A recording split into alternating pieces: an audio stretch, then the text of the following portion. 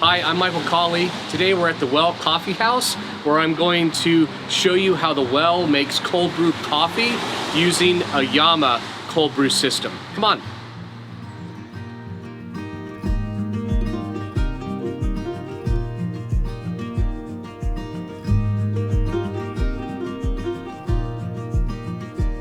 Hi, I'm Michael Cauley.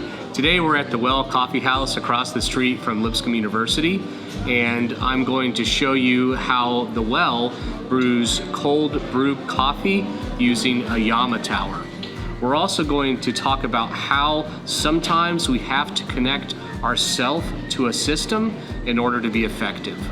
I'm Michael Cauley, and I help you bring more of who you are to what you do.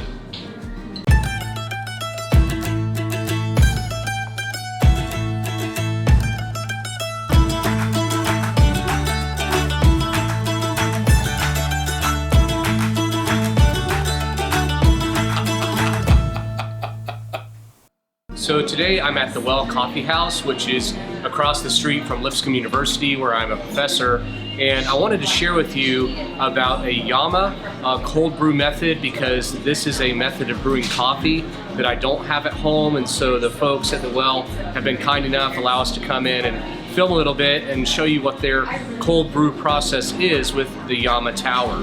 And so this is an 8 to 12 hour brewing process where you use cold water and coffee, and it drips super slowly.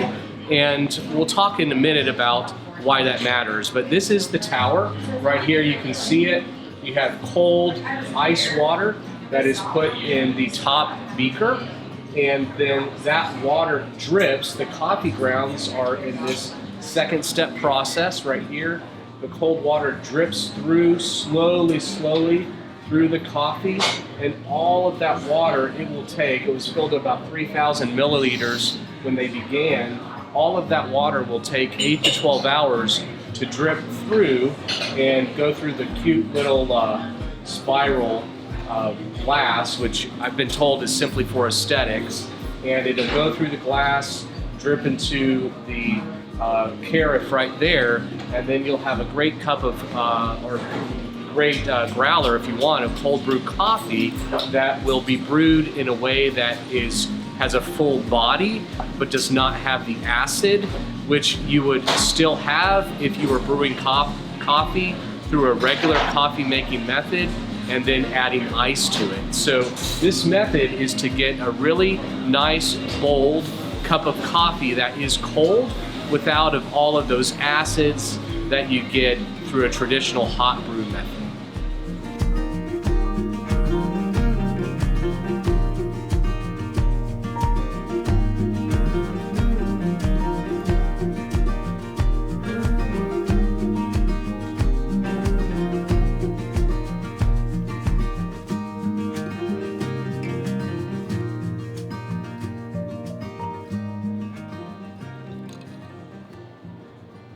Nice.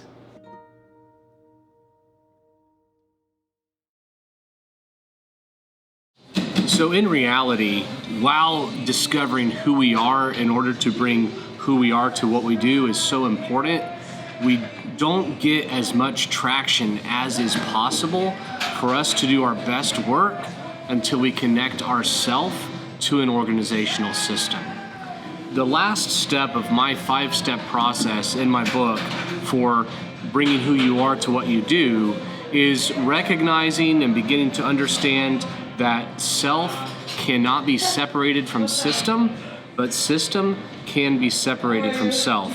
In other words, like I mentioned on the last video about when I was fired, an organization can say, hey, we're done with you being a part. But if I want to continue to be effective in a particular organization, then I need to figure out how to keep myself connected to that organization so I can be effective in that organization.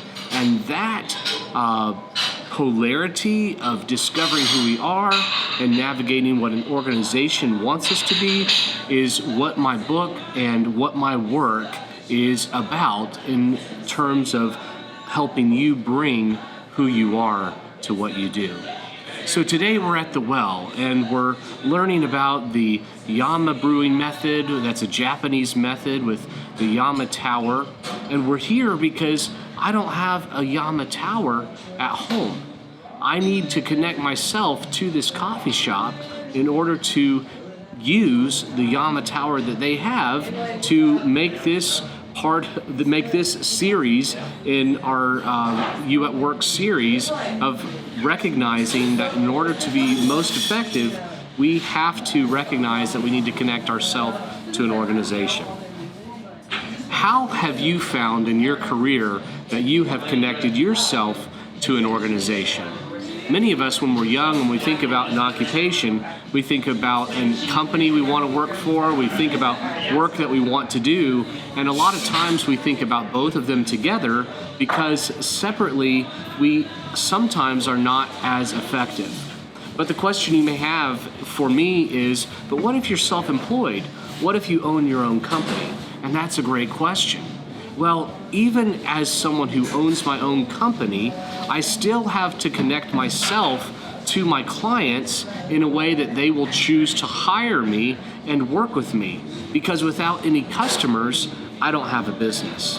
And so you see this pattern of needing to connect ourselves to an organization to be effective is really a pattern that we have to continually learn how to navigate, whether we work for ourselves or we work for an organization that we choose to be employed by.